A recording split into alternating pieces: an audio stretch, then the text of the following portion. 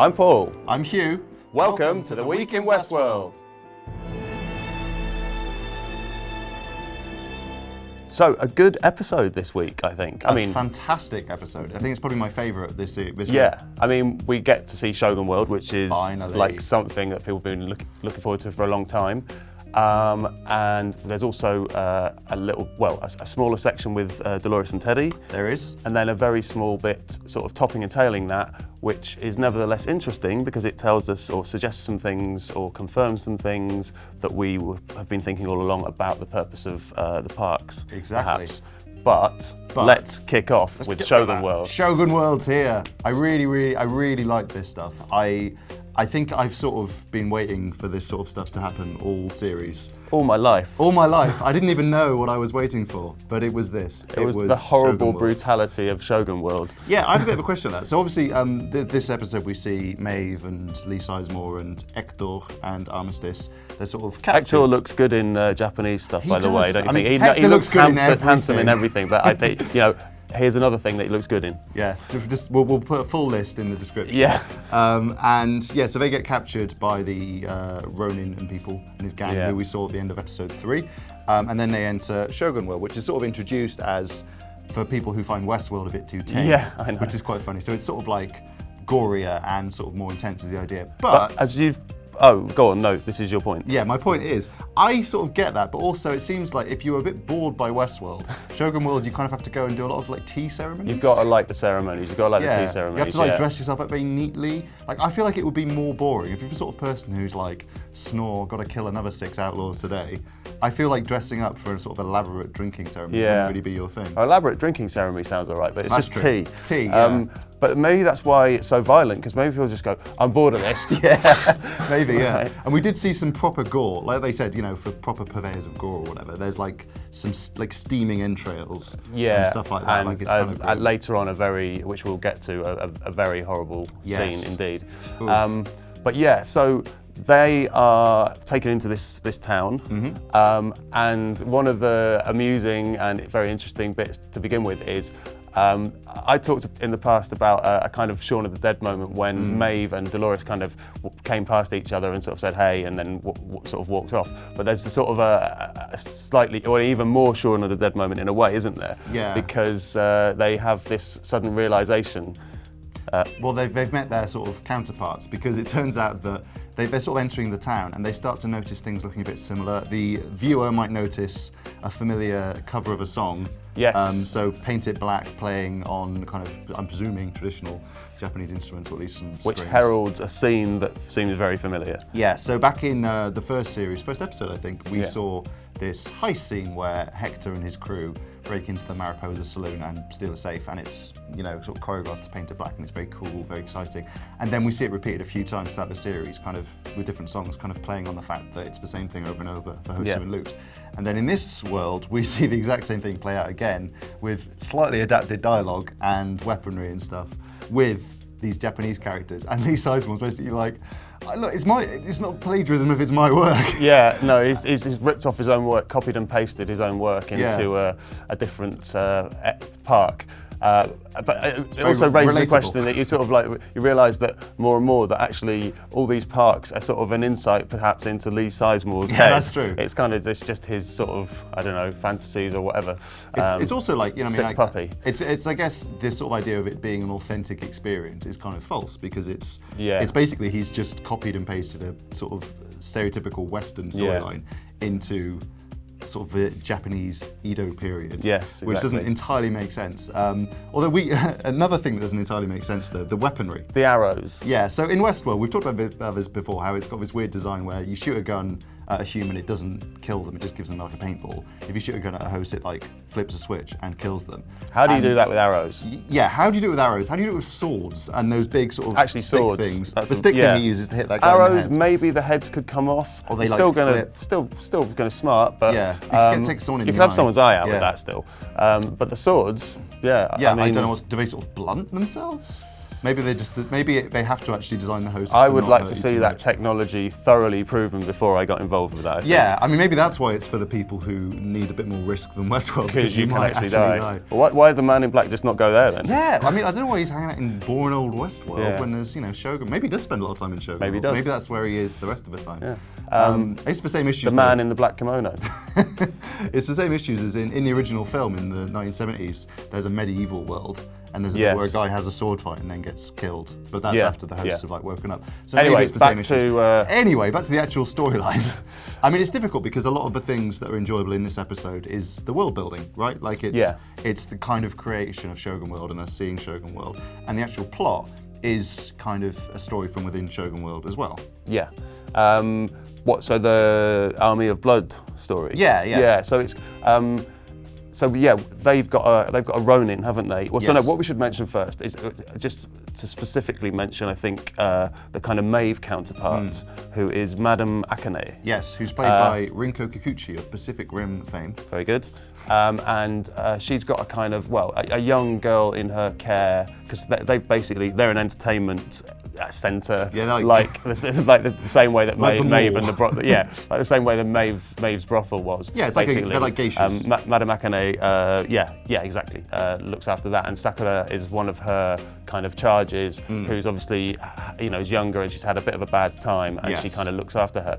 And there's clearly a parallel between her relationship with Sakura and Maeve's with the daughter that she's looking for, and Maeve really recognises that. Also with Clementine. Yes, exactly. That kind of maternal instinct is still there. And in this sense, that's kind of really tested because this guy, this sort of emissary from the Shogun, who's the sort of villain of this episode, turns up and says, we need to take Sakura. And in the story, Akane has to kind of give her up, and then they try and get her back. But in this version, because things are going a little bit loopy in Their Lost Destinations, she just kills the guy instead. And straight through the eye, wasn't it? It was God, yeah. I mean, that's ShogunWorld, lots of gore. Yeah. And then they kind of end up having to go after her instead, although not before we get ninjas. Yeah. Ninjas! Yeah, we'll maybe have to bleep that, but... I didn't say the first word. You didn't. But one of my favourite reactions has to be Lee Sizemore just running out of his room screaming about ninjas. Yeah, that's brilliant. I was going to say it's peak Westworld. It's not peak Westworld. I don't think anyone would have anticipated that scene. No. At the beginning of Series 1. But it was a very cool moment, and also it sort of suggests that things are going wrong here as well. Yeah. Maybe the Shogun's awake, maybe he's doing strange stuff because the Shogun sent in a whole army, and that army is not supposed to be in that town. It's not supposed to be able to get in. Happen. But anyway, they've got a Ronin on their side. Yes. Who is basically Hector. Very cool. Yeah, it's the version of Hector, and is pretty kick-ass, isn't he? And he's very cool. He's good. He's good. Grim type. Good with a sword. Put it that way. There's just a couple of. We've talked before about kind of the references to kind of Kurosawa. Yes. And that obviously was going to come up more in ShogunWorld. And there's one scene that I noticed in particular where he's facing off with his former lieutenant, who and there's a scene where there's one of them on each side with their swords raised, and it's exactly like a scene from a very famous scene from the Seven Samurai. Also, I don't know, this is maybe stretching it a bit, but Lee says that this story is called Army of Blood, and that just reminded me of Throne of Blood, which is another Kurosawa film, which is a version of Macbeth. But anyway, that may just be it's just got blood in it. So I'm sure that is what I'm sure they would have dug deep into that, because they've talked about. The people who made the show have talked about the kind of debt that a lot of Westerns own to Kurosawa films. Like obviously the most famous one being Seven Samurai versus Magnificent Seven. But yeah, no, it's definitely, there's a lot more layers to it this time. One thing I would say is I did think the world looked didn't look quite as impressive as the Westworld town. It looked a bit more budget. When you first go into Westworld in the opening, the first series, in the opening episodes, it's kind of sweeping kind of camera work, isn't it, across just the towns. And this is like just this sort of muddy alley kind of thing. But I imagine with Westworld, they had a big Western town already built in LA that they could film on, whereas they probably had to make something for ShogunWorld. Anyway, matter at hand. They do eventually. They go off after fighting off a ninja. We should just say one thing. We should say one thing first. Is that Maeve? Yes. That's during the fight. Now we already know that Maeve can kind of suggest things vocally to other hosts, get them to do stuff that she wants, which is great. But she's now seems to have. There was a hint that she had done something through the power of her mind. Yeah, just using intense staring and smouldering alone. She is like the host whisperer, and well. she actually gets one of the ninjas to impale his face on a spike, which was another bit of brutality. Still not as bad as what's to come though. And so that's an interesting thing to follow through, and it does become relevant later. But anyway, yes. So the trip to see the Shogun. Yeah. Yeah. So they go in disguise. To see the Shogun. The wonderful Shogun of ShogunWorld. He basically they sort of head off pretending to be a sort of Chinese delegation, very unconvincing Chinese delegation.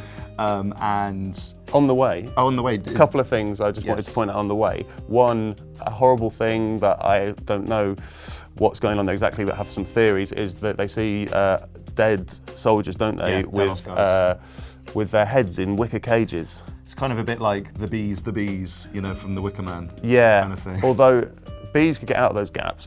I'm thinking a horrible thing that I've heard of in the past is you put a rat or something like that in there, the bars. And you kind of, or just put it in there with your head. I think if you heat the bars, they try to escape the heat and they eat through your face. Try it. Yeah. So something. Don't try this at home. Something unpleasant has gone on there. But the other thing is that Lee stops to relieve himself. But he notices a communicator. It's a sort of radio thing. Yeah, he radio / tablet, and gets that. So yeah, that will probably come up later. I would imagine. He's still trying to betray Maeve, basically, which you probably would if you were in his situation, because it's getting more and more dangerous, isn't it? Yeah, you know? Especially for a guy who can't just sort of reboot himself afterwards. Yeah, or use a sword or do anything. Really. Yeah, do anything useful. Yeah. So yeah. Well, we end up in the Shogun's camp, and he's obviously not convinced by their really terrible disguises or the weird little gold thing they've brought in. And it turns out that while they thought he was awake because he'd been doing weird stuff, turns out he was doing weird stuff because he's broken. He's leaking that cortical fluid that we've seen Bernard having. He has some similar symptoms. He does, and he presumably hasn't shot himself in the head like Bernard. So again, it sort of suggests maybe that isn't all that's going on with Bernard. No, true. I hadn't thought of that. But yeah, I mean, the interesting thing is that it sort of blurs the line a bit more between hosts who are just malfunctioning and hosts who are like conscious, because we sort of brought this up before, I don't really understand the difference, because he's acting in a weird way within his narrative, but then the Confederados were acting in a weird way still within their narrative. Do you know what I mean? I don't fully understand the distinction. And I mean, is Akane awake because she shot the guy and broke out the narrative? She seems it, doesn't she? Or is but she just broken? Yeah, I don't know. I don't know. It's Maybe it's degrees. I think hopefully that's one of the things that unfolds as we go on. Yeah. But like he's taken a very extreme step as well. So he's heard that Maeve is a witch now. That's what they're saying because of her mind control powers, and he's taken a pretty extreme step with some of his Daimos. Yeah.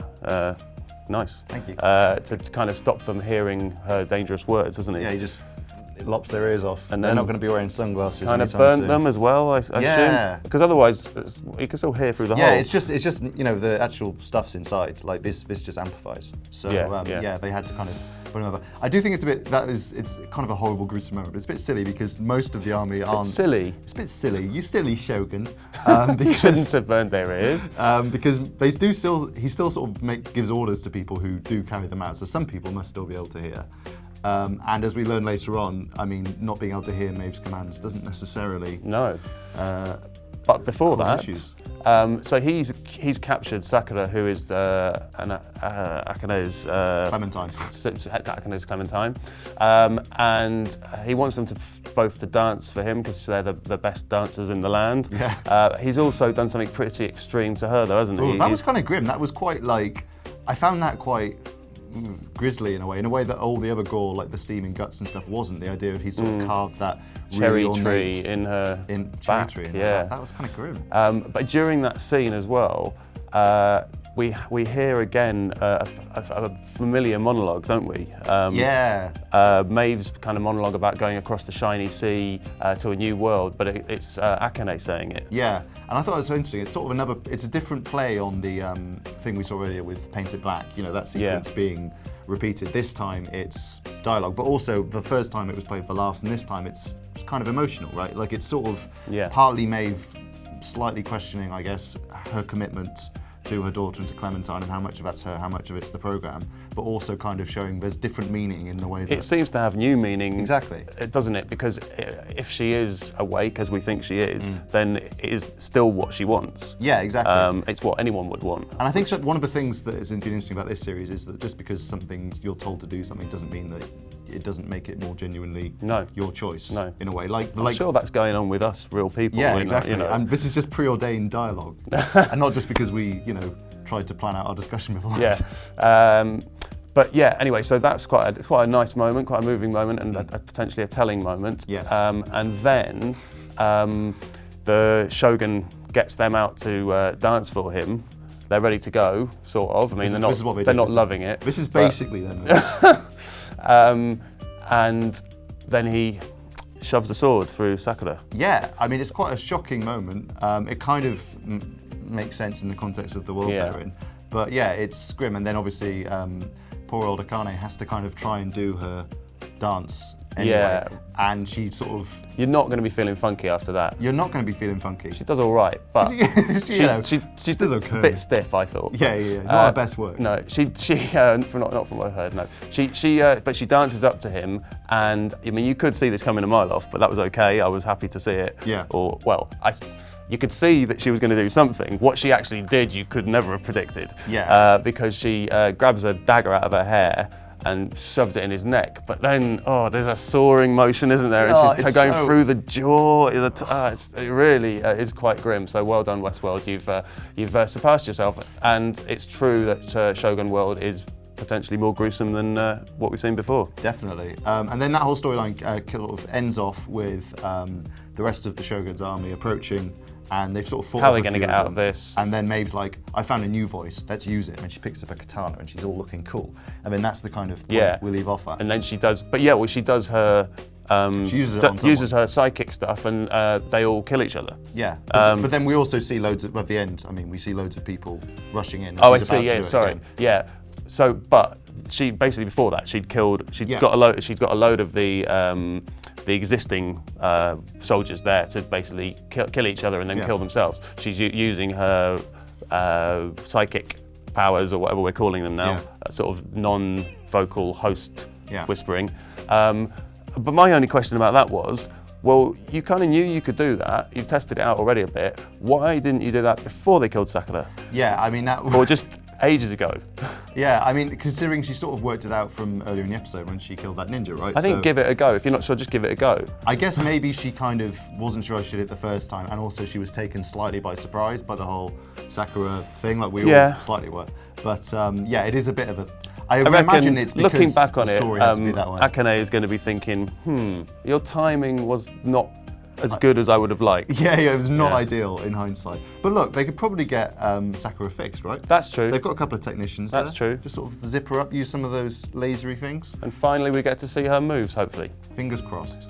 So the other main storyline we have this week, it's pretty ShogunWorld focused, but we do visit some other places, is we see Dolores and Teddy in a bit of a homecoming. They are back in Sweetwater, which we recognise from the pianola, which is now sort of very blood-stained, which is one of the cool images from the trailers. And they're sort of having a bit of a trip down memory lane, aren't they? They are, yeah. Clementine, they're back in the saloon, and Clementine immediately notices one of the hosts there is kind of saying some, again, familiar dialogue. We've heard it a million times, haven't we? Because it was repeated a lot in season 1.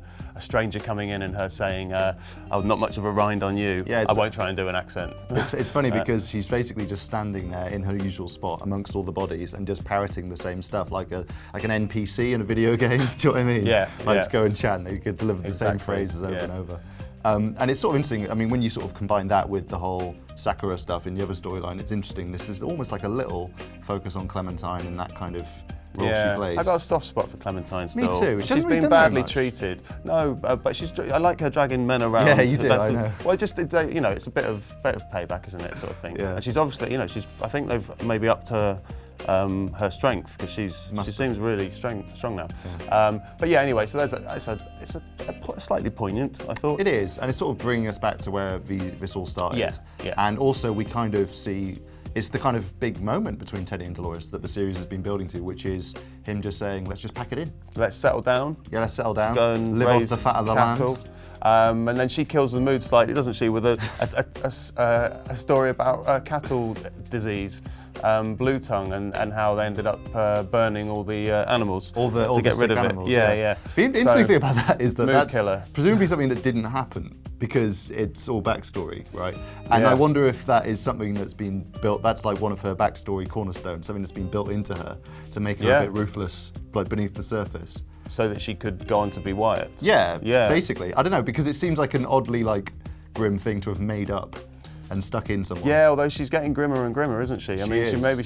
But anyway, it seemed like a mood killer, and then turns out, you know, blue tongue disease, quite the aphrodisiac. Yeah, in Westworld. Teddy and Dolores get it on, and it seems like it's all going in one direction. And she said, "I wasn't sure before, but now I see the real you." And we're like, "Oh, great!" Because the real Teddy is lovely. Classic Teddy. And then she asked him to step into a shed for a moment. And always a good sign. Rotting carcass of a bison, I think. Yep. And and from then the rotting bison to bison. Oh, that's nice. That's really nice. And so she says, well, she's basically going to get rid of him in some way. And we know the blue tongue story is kind of a story of getting rid of the weak. So we think, is Teddy about to die? Yeah. But actually, she's got a slightly different plan. Yeah, because we'd seen him dead in the flash forward, so you sort of think, is this how he goes? But then actually what she's doing is something that's been foreshadowed a bit this series, in that we saw that outlaw sort of reprogrammed by Bernard to be less evil and more nice. Yeah. And Dolores is doing the opposite to Teddy. Basically, she's ramping up his bad qualities, ramping down his good qualities, and turning him into a kind of vicious slave almost. We don't know yet whether it's going to work. Yeah. They're sort of saying, oh, this could break him, aren't they? Yeah. But I wrote down, actually, the different things that the changes she makes. Yeah. So she gets rid of entirely, so there's zero charm now, zero sensuality, no humour, no vivacity, no imagination, no empathy, no humility. I mean, that's not fun at all now. No. But she has put up to full cruelty, loyalty, aggression, decisiveness, self-preservation, coordination, tenacity, courage, and bulk apperception, which you know what that means, don't you? I think that was the thing that they had for letting them kind of understand the real world and how all that worked. That's why Maeve is so good. Yeah, which I think is something that Teddy had sort of struggled with in the past. The interesting thing is, I mean, let's be fair, I don't think Teddy's like humour was super high to begin with. I don't remember him cracking that many jokes. He is not going to be a funny guy now. No, but yeah, it's interesting. I mean, it's quite sad. I mean, I would struggle to believe that James Marsden is capable of acting a song without any charm. That's I can't tell if you're saying that he's just a naturally charismatic guy or a bad actor. I was going to say that, the first one. Right, good. I was trying to do a compliment, but you just a horrible insult. James, I'm sure you're watching, and for that we're sorry. You could definitely do no charisma if you wanted. Yes. But yeah, so, you know, it's exciting. We're going to see evil Teddy, hopefully, or dead Teddy. Deddy. But yeah, that's it. But it's sort of almost sadder in a way, or the prospect of the Teddy that we know and love, kind of just disappearing and being replaced by something evil and callous. It almost feels worse than him just dying. 100%, because it's kind of eroding away what makes him a person, which is kind of, it's very horrible, Dolores, to do that, because this is what's been done to them over and over again. And it's sort of, in a weird sort of way, it mirrors what's happened to her just naturally, in that she was this sort of sweet person who's become this much more ruthless killer. Yeah. But that's because of her actions and her choices, whereas this is something being forced on him. And one of the cool things about Teddy this season is that he's been a host character who is still kind of quite moral and still kind of not just interested in killing people. You know, he still wants the same things. And her doing this to him is like, it's a horrible kind of assault, really, on his personality. But also, I'm really excited to see James Marsden as evil Teddy. Like, yeah, me too. Like really grim, really cruel. Like I'm gutted that we have to wait a week to see what happens. Like it's in a weird sort of way. It wasn't even the cliffhanger of the episode, but that was the cliffhanger moment. Yeah, it was definitely. It's like make him a little bit charming though, because that what's wrong with that? Like the Man in Black is evil and cruel, but he's got a bit of charm. Yeah, exactly. Yeah, that's what you want. But anyway, so that's kind of the end of the second major part of this episode. So there's one other segment, small segment, which is in the kind of timeline that I currently call now. Yeah. Whether it is, we'll find out. But and we're seeing what we presume are the hosts who have been floating in the lake.